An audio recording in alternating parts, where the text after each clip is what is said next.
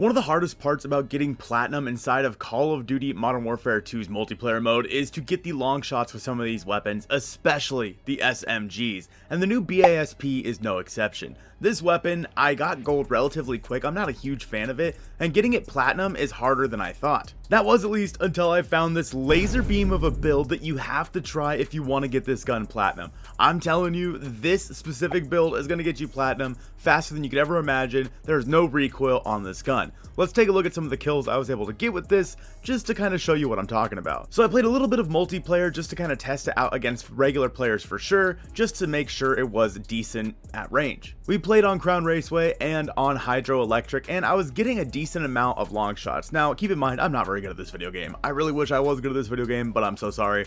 I'm not good at this video game. And as you can see by the shots that this gun is taking, it really has no kick to it. I both feathered the trigger and I also just held it down, and for the most part, the kick was very minimal compared to what I was seeing with a longer range scope. Originally, I was also using a longer range scope, but I really do think the holotherm is the better way to go in my opinion, especially on smaller multiplayer maps. The longer range scopes, it really does feel like it kicks around a lot when in all actuality, the gun's really not moving that much. So just to see how long of shots I could get with this thing, I took it on over to Invasion. Obviously there's bots in that, there's also regular players. I know I'm not going to be getting camos for killing the bots, but I wanted to give it a shot anyway just to see how far we could shoot. And as you can see, this thing is an absolute laser beam from any range. Sure, you have to account for the recoil of the gun a little bit, but overall this thing is an absolute monster. So let's take a look at this build and see if this is something you want to run on this gun. I would highly recommend giving it a shot, and let me know your thoughts if you do use this gun.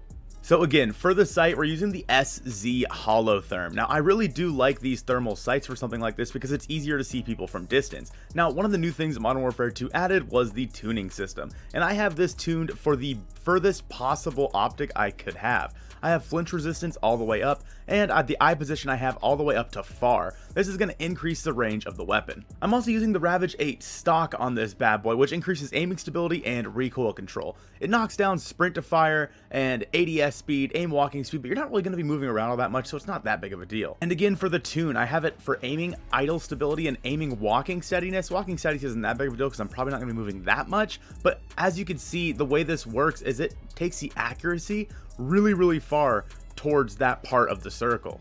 I went with the 50 round drum mag just because it's better to have more ammo. That way, if you are missing some shots, you can just keep firing instead of having to wait to reload and miss out on that kill.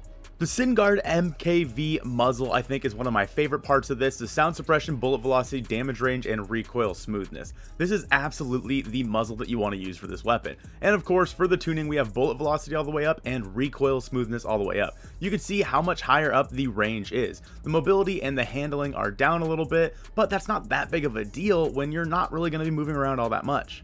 And finally, for the barrel, we have the 12-inch Bruin SZ36 for bullet velocity, damage range, recoil control, and hipfire accuracy. Obviously, hipfire accuracy, who really cares? But bullet velocity, damage range, and recoil control are going to be super important for this build. And as you can see here, again, it knocks the range way up for this specific attachment. This build, I think, is going to help you get platinum on the BAS P much faster. Let me know your thoughts in the comments down below. I appreciate you guys watching this one, and I'll see you soon.